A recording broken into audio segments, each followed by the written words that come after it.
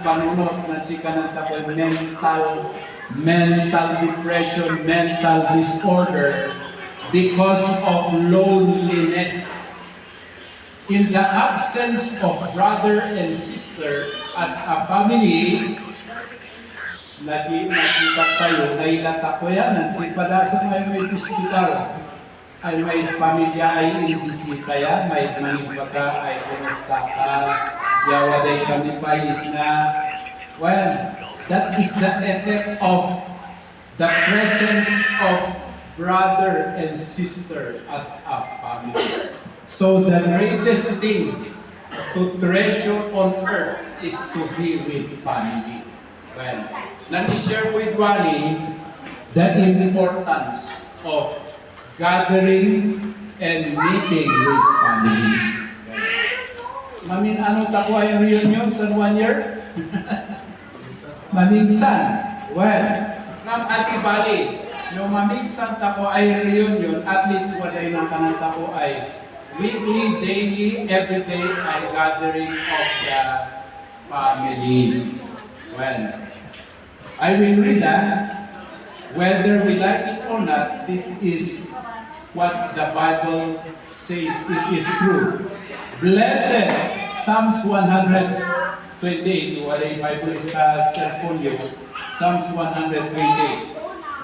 Blessed is everyone who fear the Lord, who walk in His ways. Ilocano, nagasa iti tumugal na isa na manglagit uray maminsan na manglagit na iti Diyos, iti Diyos. Iti buong mabiyag tayo may manglagit iti Diyos niya.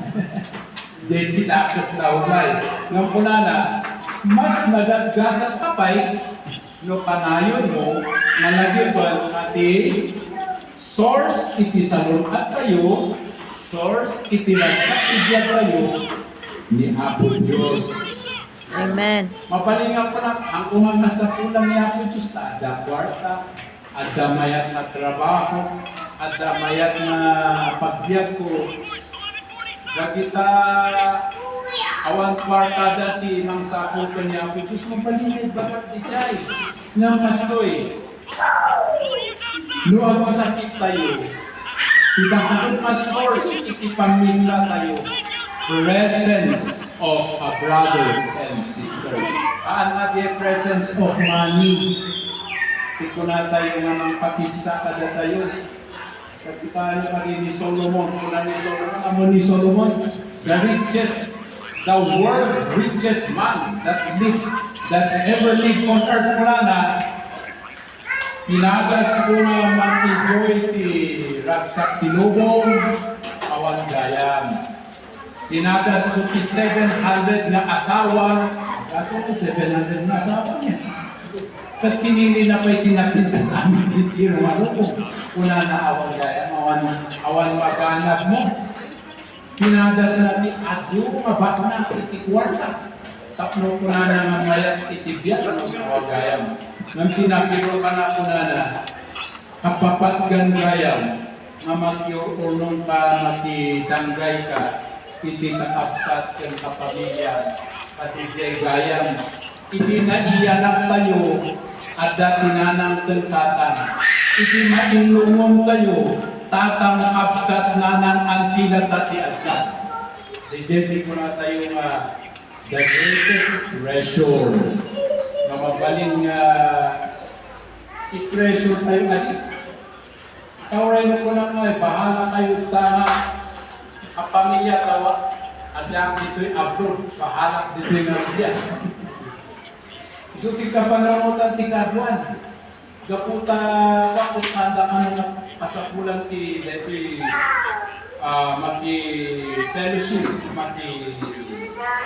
am-amon, term sa yung putok niya. So kamayatan na ugali tayo, but once in a while, what ay nang kananda mo ay am-amon of a family, am-amon of the community, am-amon of the